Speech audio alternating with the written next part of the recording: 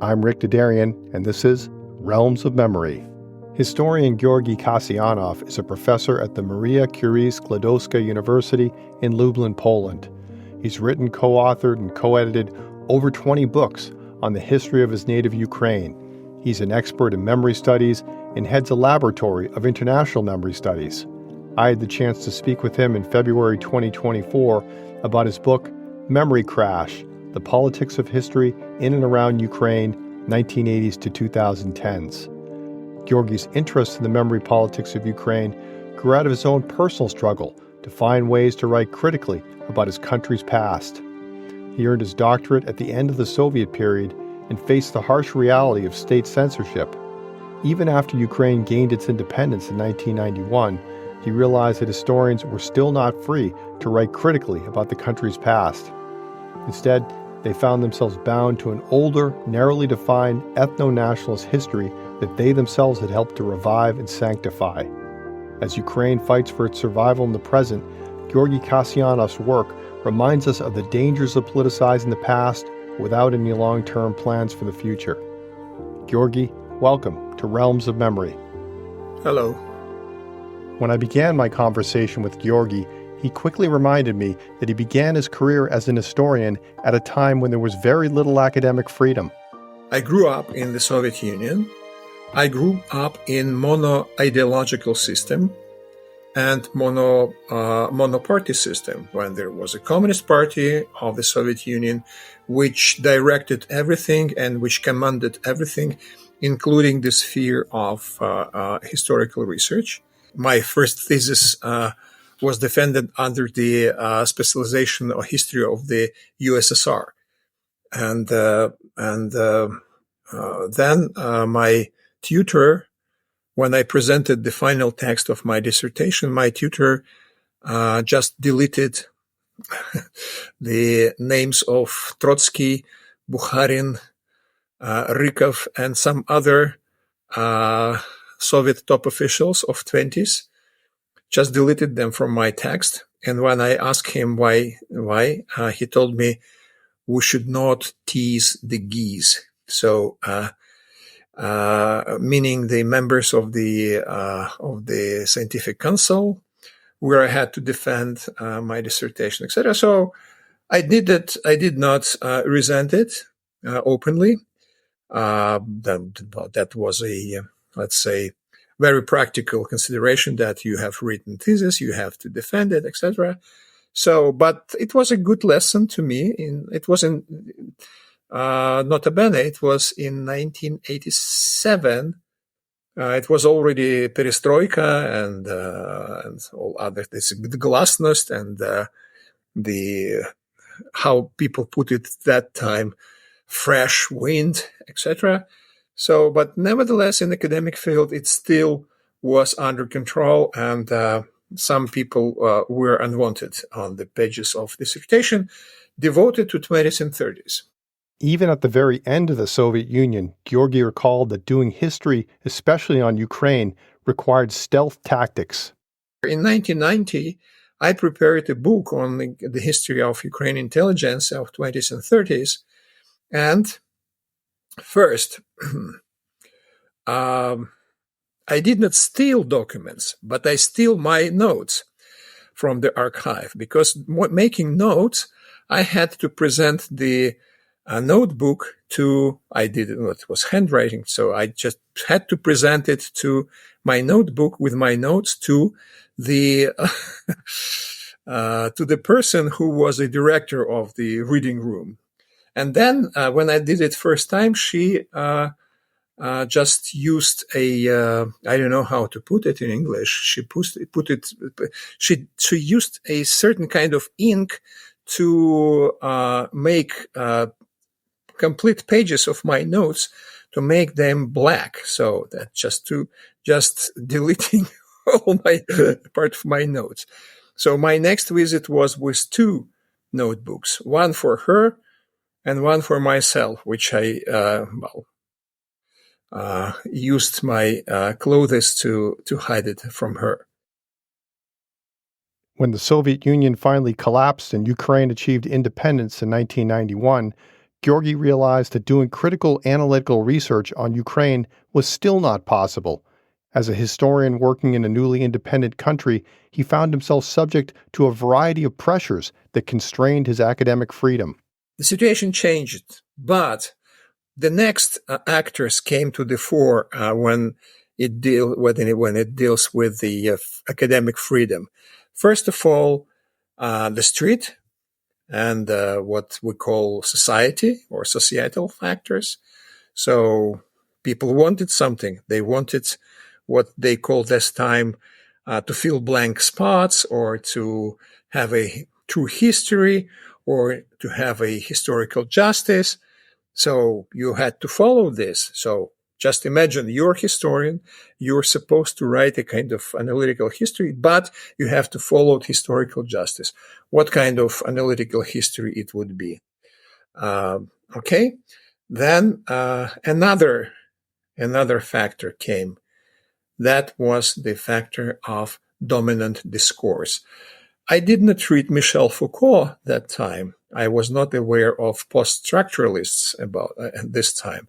But I felt this by my skin probably, that there is something from outside which presses you, which somehow influences you. And I spent about 10 years to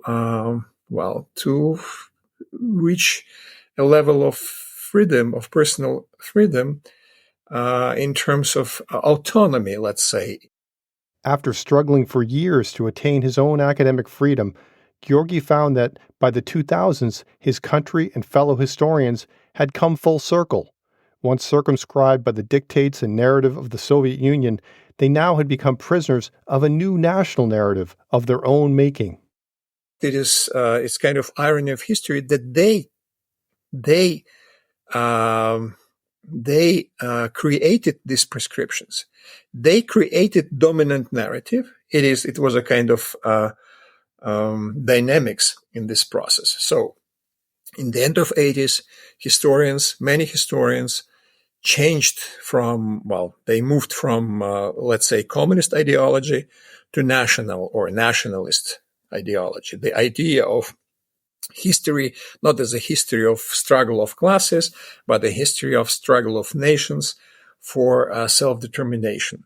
So within this paradigm, they reconsidered the history of Ukraine and created a kind of canonical narrative, ethnocentric narrative.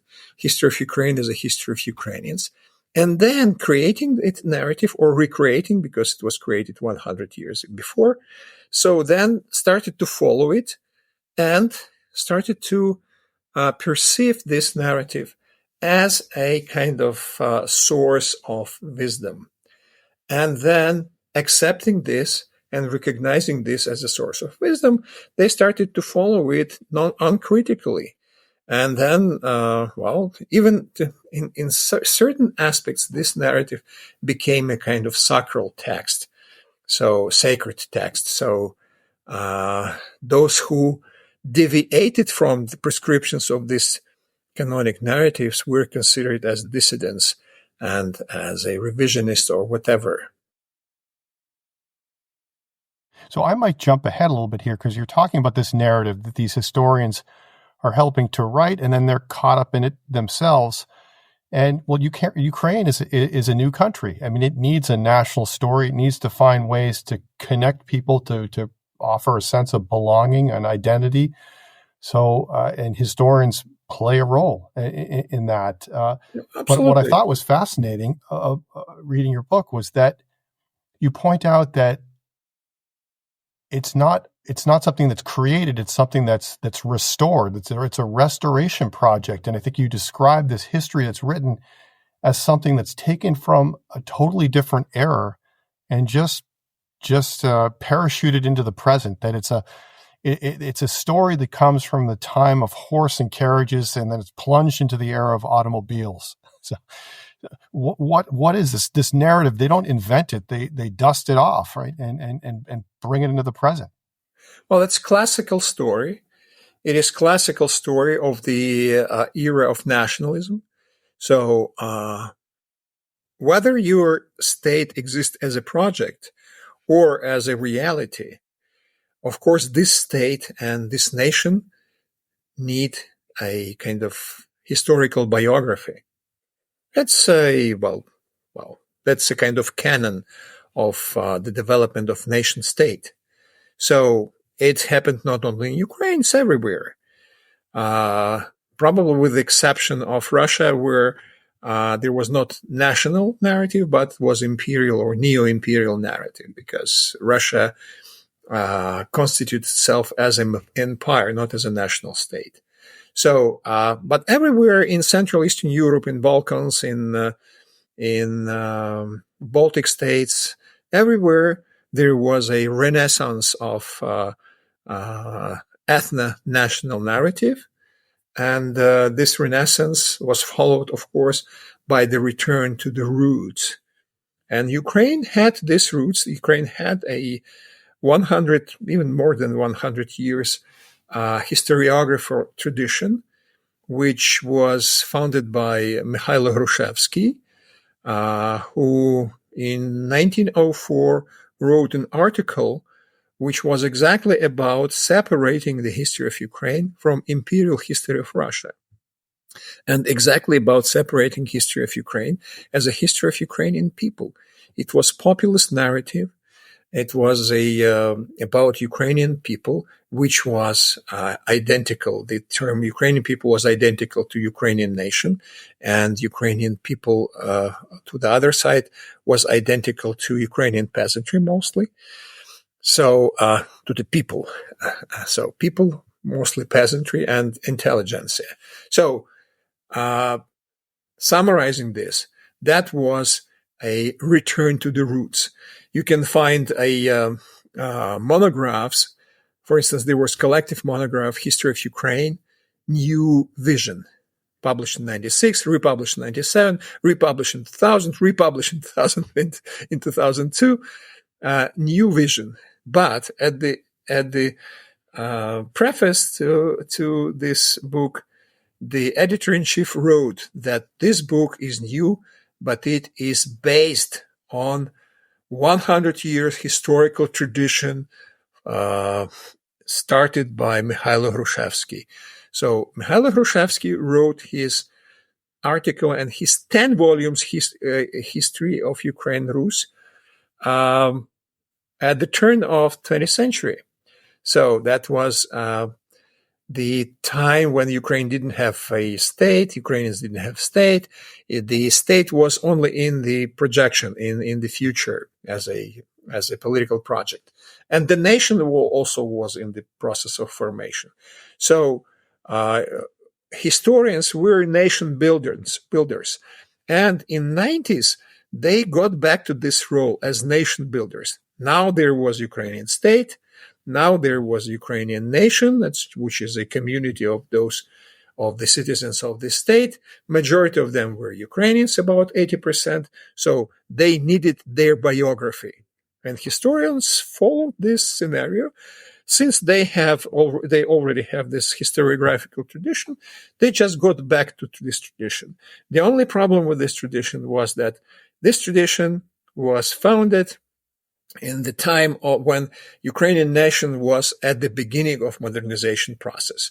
But this narrative returned to Ukraine when Ukrainian nation was modern nation, with a nation which produced space shuttles, produced aircrafts, produced super technologies, etc., etc. So that was a modern nation, but this modern nation with its history, had to go back to historical narrative invented 100 years before.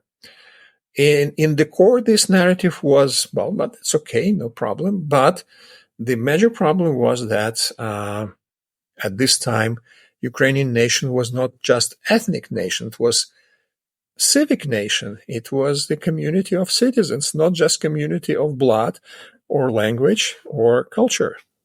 There were also other, let's say about 22% of other ethnic groups in the territory of Ukraine in 1991.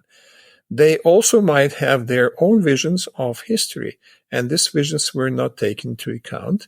So the whole process was presented as a being of ethnic Ukrainians through the centuries, and the so-called others from capital O were somewhere.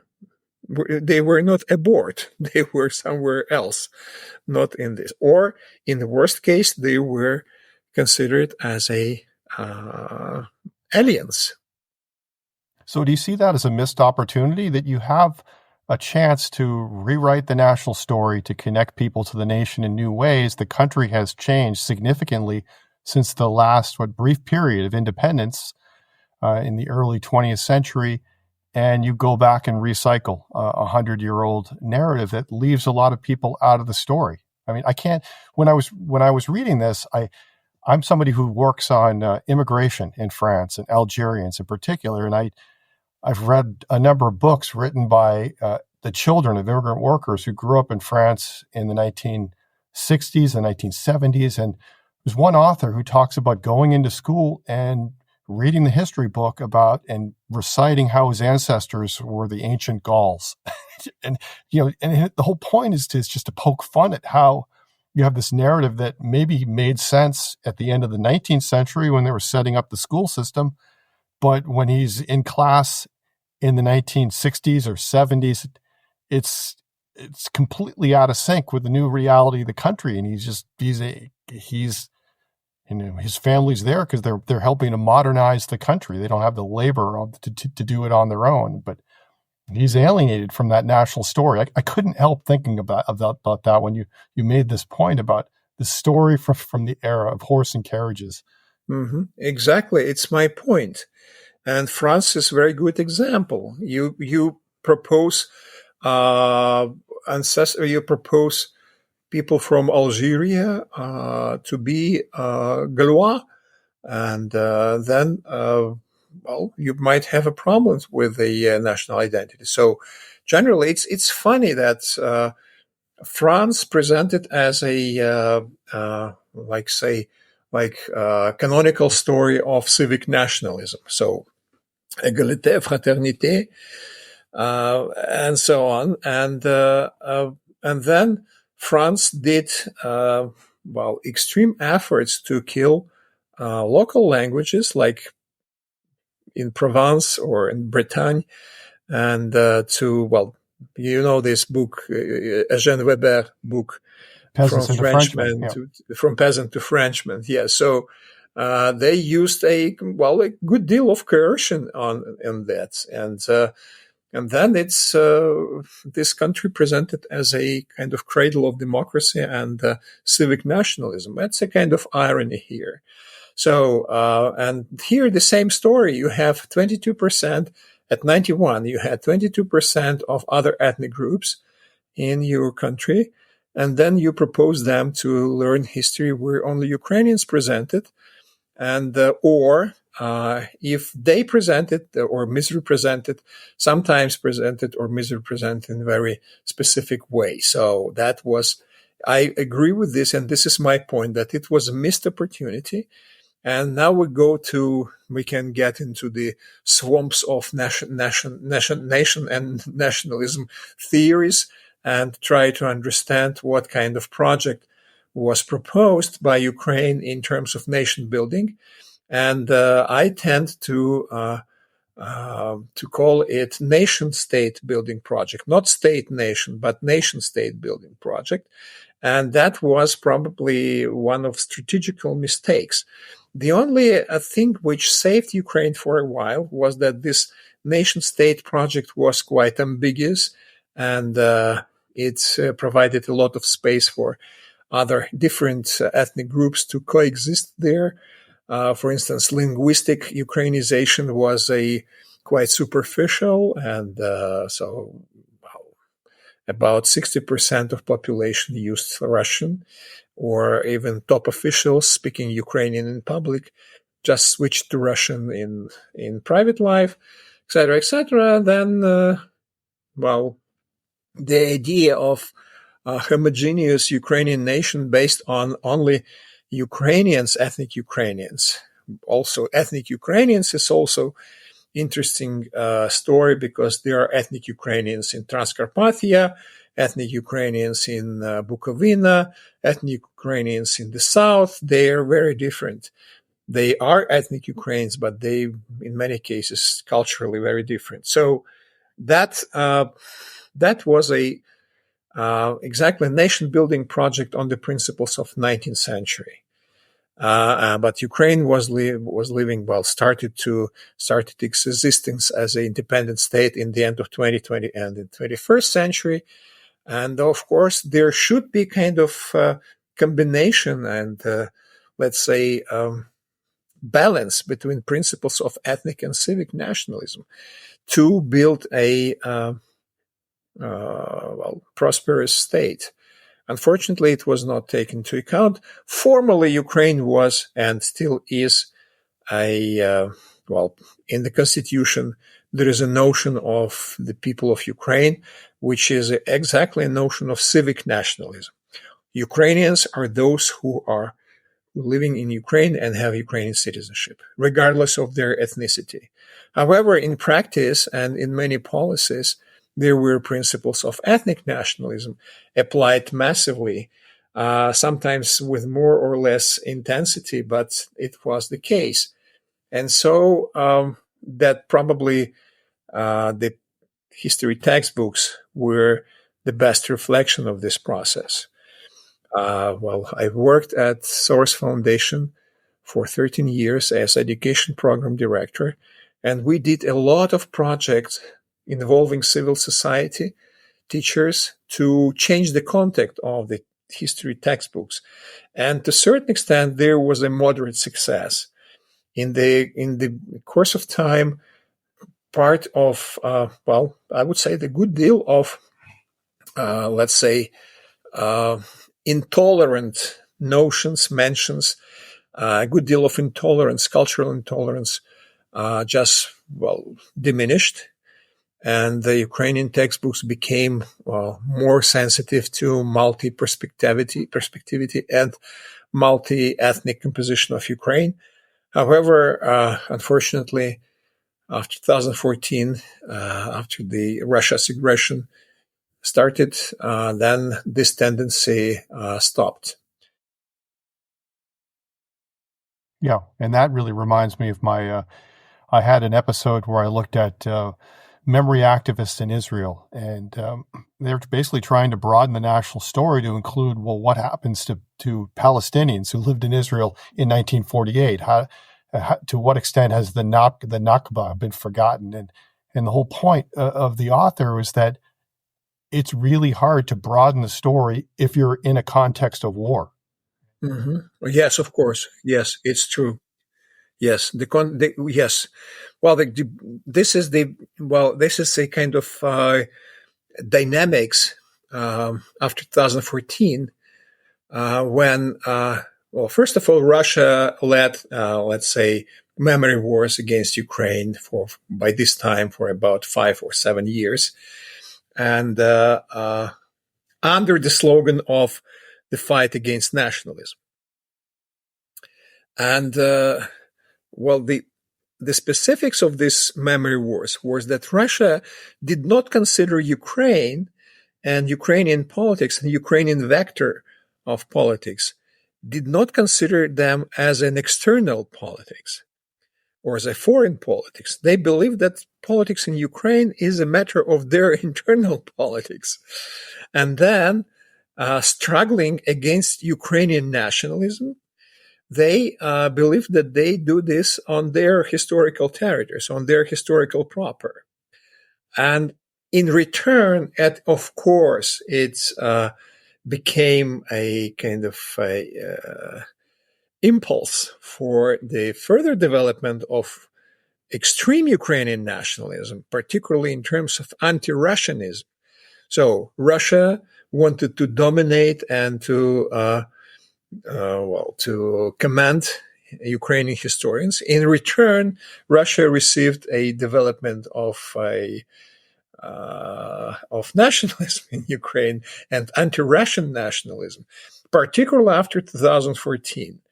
the fact that representatives of radical Ukrainian nationalists took over the major memory politics institution in Ukraine is exactly a result of Russian aggression, direct result of Russian aggression. And the mobilization of Ukrainians, of certain part of Ukrainians, under anti-Russian slogans, exactly the direct consequence of Russia's aggression 2014.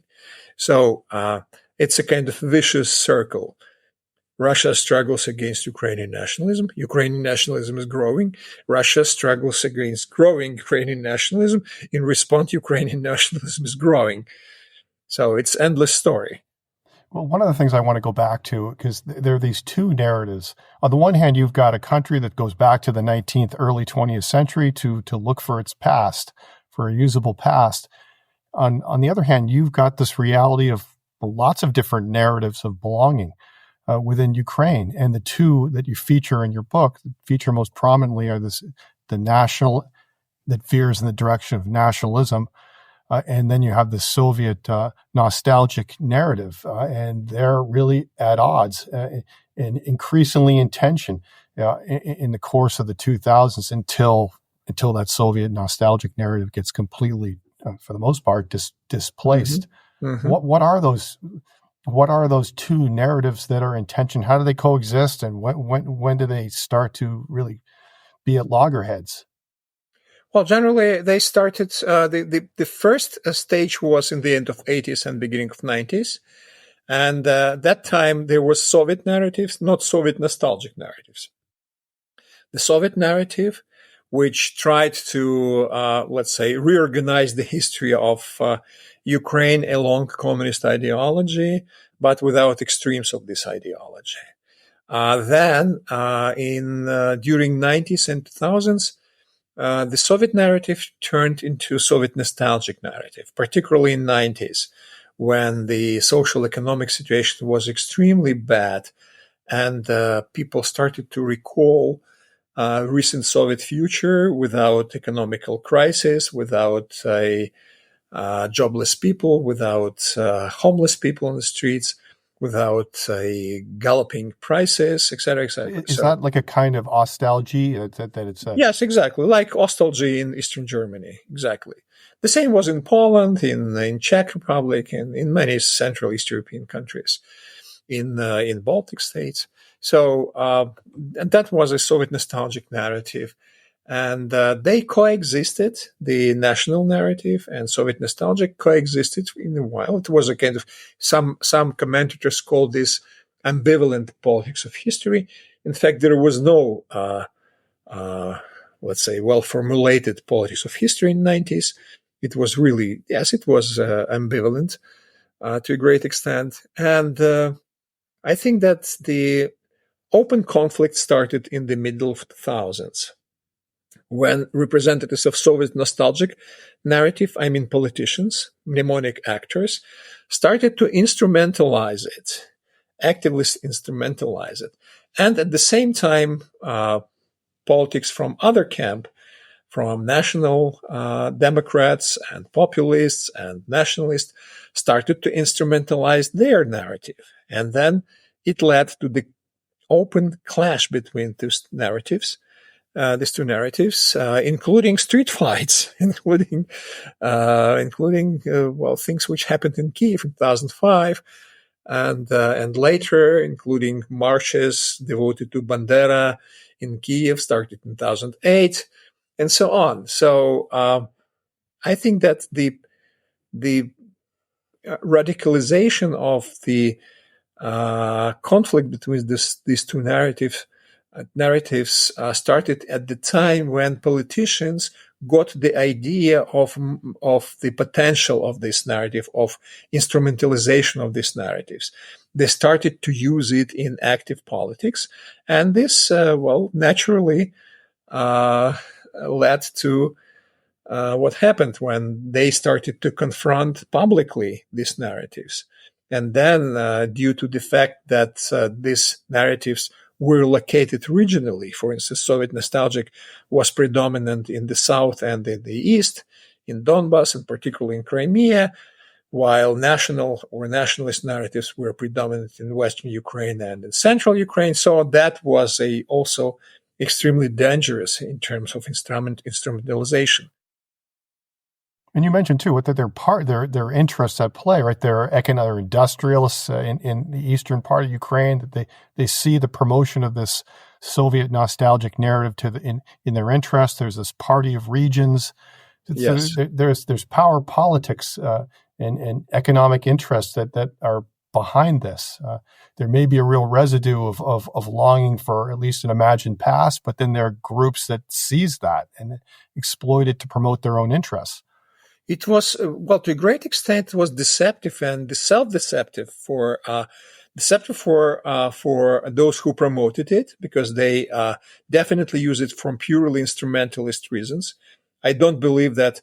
Can you believe that super capitalists, the tycoons who take added value from industry, that they could be let's say, Soviet-minded people, that they would, because communism did not recognize private property, but they were big private property owners, and they would promote communist ideology. It's hardly believable. So they just used it for purely instrumentalist aims to get a loyalty of their electorate, of the people on these territories, telling them the sweet story about Soviet times, when in fact these people, these workers in Donbass, for instance, mine workers, were a privileged class in Soviet society.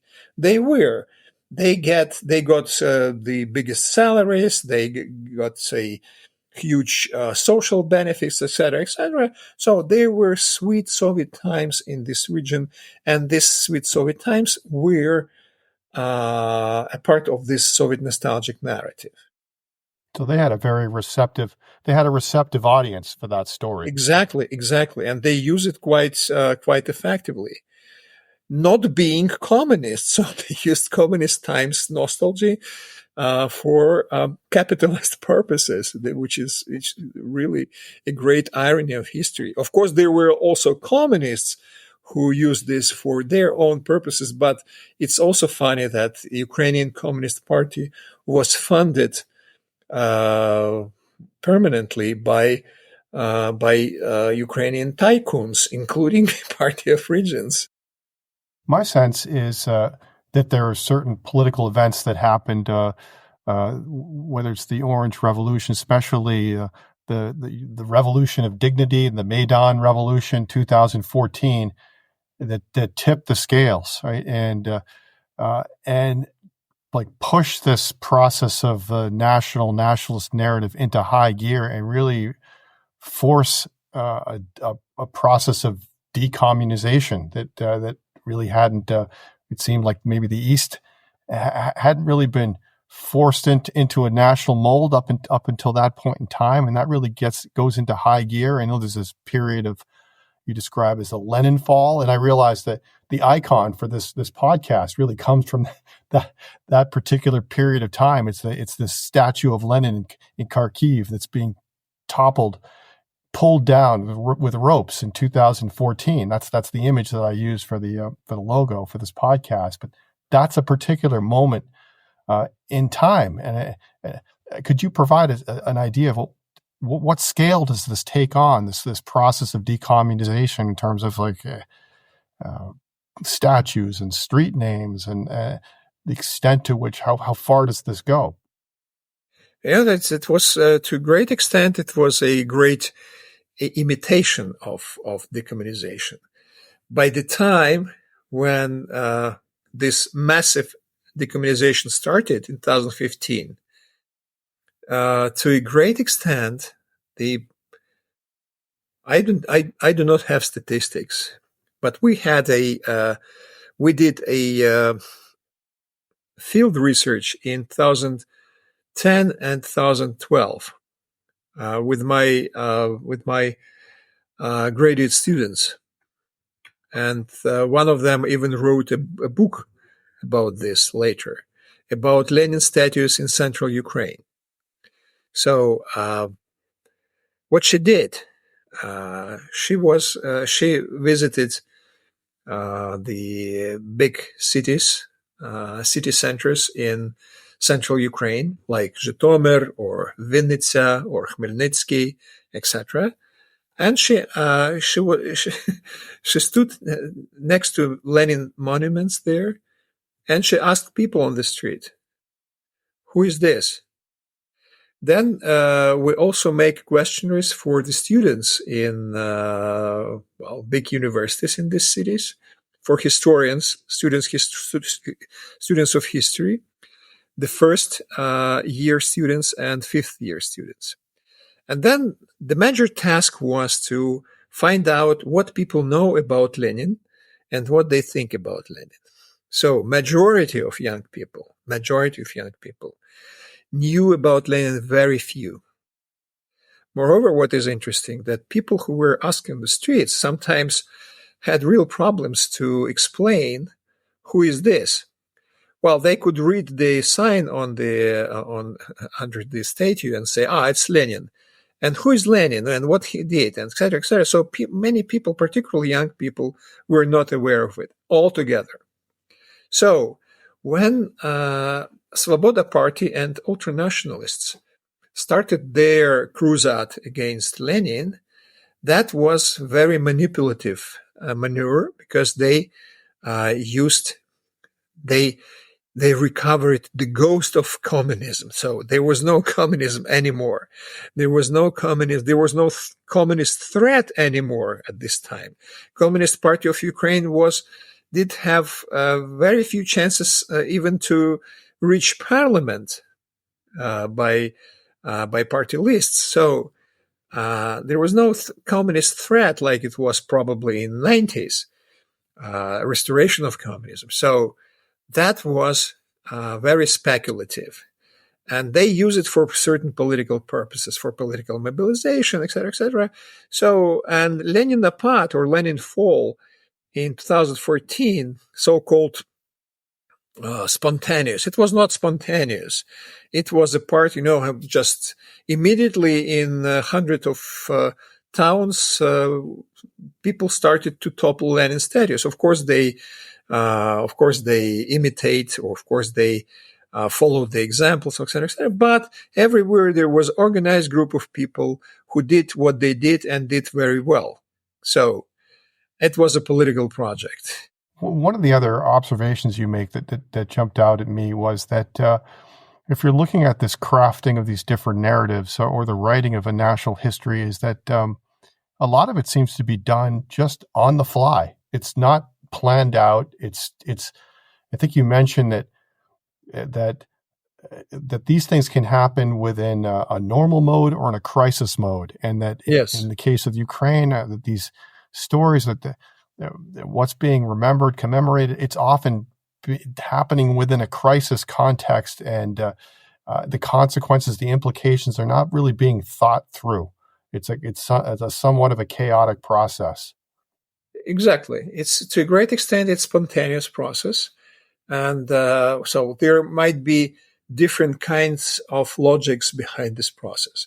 For instance, you can, generally, if you have nation state, new nation state, as you mentioned it before, then you need certain kind of ideology for this state and certain kind of central idea and biography of this state. So then you follow a traditional scenario of nation state.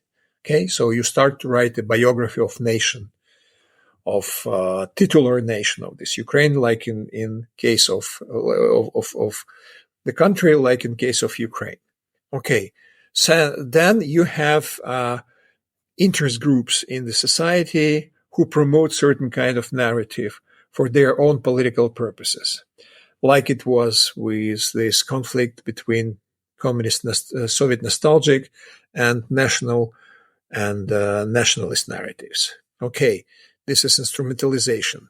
And if you follow the logics of their actions of promoters or memory warriors, then you would see that in many cases, their actions were responsive. There was not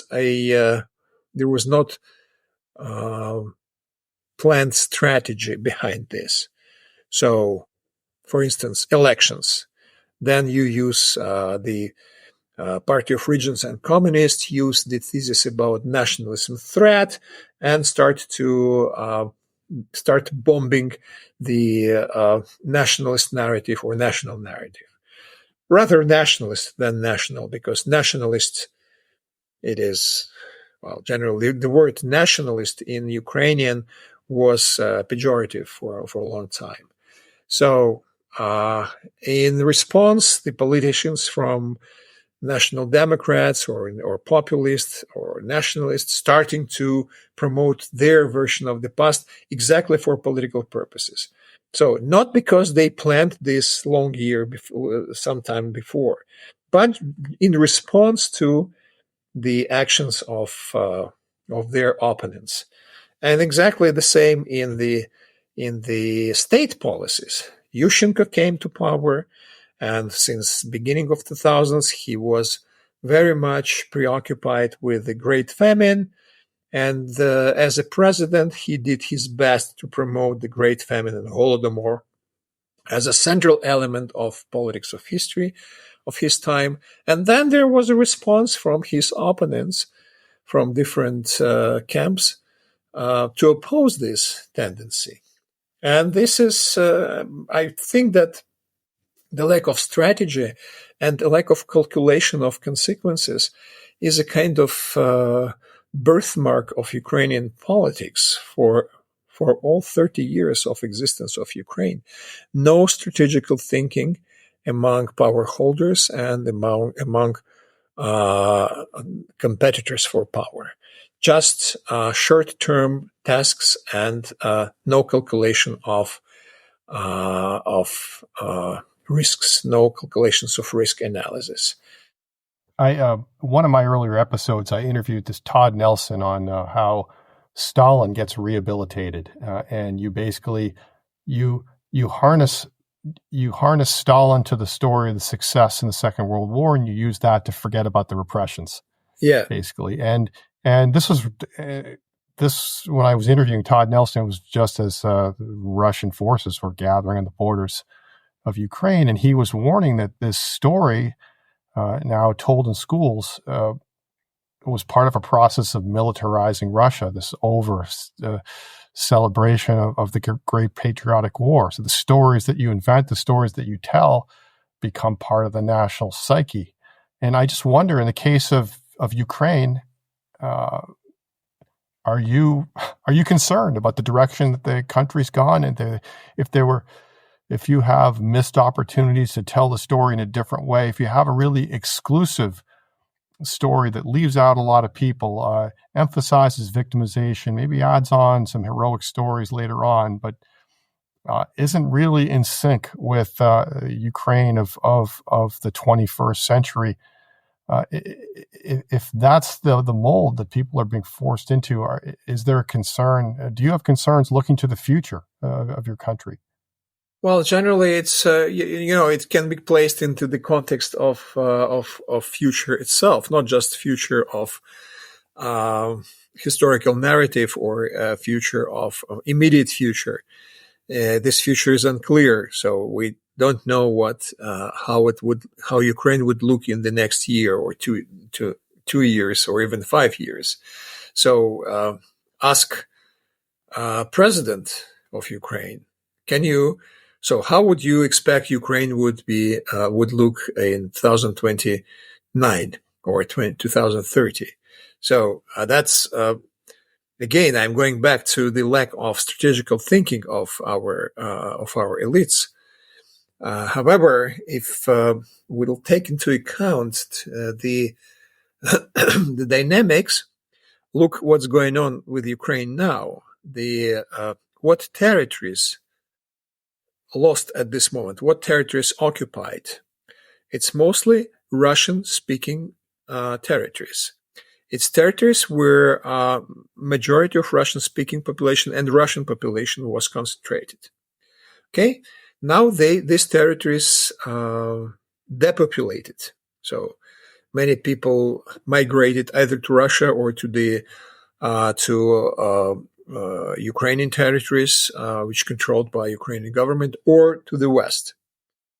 And what is really dangerous at this moment is that, let's say, visually, Ukraine becoming more homogeneous in ethnic terms, because a lot of Russian-speaking population lost, together with territories, which means that Russian speakers and Russian minority become real minority.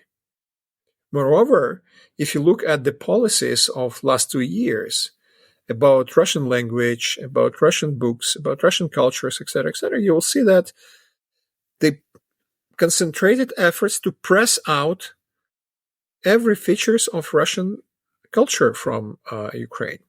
But the problem here is not the Russian culture itself, but the Russian population, the remains of Russian population, or Russian-speaking populations, who are considered sometimes or presented as pro-Putin part of population, which is not true. And this is very dangerous, because it is exactly about the intolerance, about the discrimination, etc. So that, and this also might be reflected and already reflected in the historical narrative. If you look at the changes with the Ukrainian textbooks, you might see that, if Russia presented there as an eternal oppressor, well, it's okay. It's, it is determined by the Russian aggression. Russia did its best to make Ukrainians anti-Russian. But Ukraine has Russian population and Russian speakers within the country. Those who are absolutely loyal to Ukraine, those who fight for Ukraine on the front lines. And then contemporary politics does its best, or probably worst, to push them out, to suppress them, to make them unloyal to Ukrainian state. And this is extremely dangerous. And this is unacceptable. Unfortunately, it takes place. And I know that many Russians feel themselves, let's say, not in much comfortable position. Because from one side, there is Putin who is bombing the Russian-speaking territories. And from the other side, there are some kind of hyperactive activists, nationalists, etc., who blame Ukrainian Russians in being a kind of collaborators or whatever, just because they speak Russian, just because they want to read Tolstoy, just because they don't want to give up their language and their culture. Georgy Kasyanov, thank you so much for taking time to speak to me today. I really appreciate it, especially during your evening. No problem. Historian Georgy Kasyanov is a professor at the Maria Curie Skłodowska University in Lublin, Poland. He's the author, co-author, and co-editor of over 20 books on the history of his native country of Ukraine.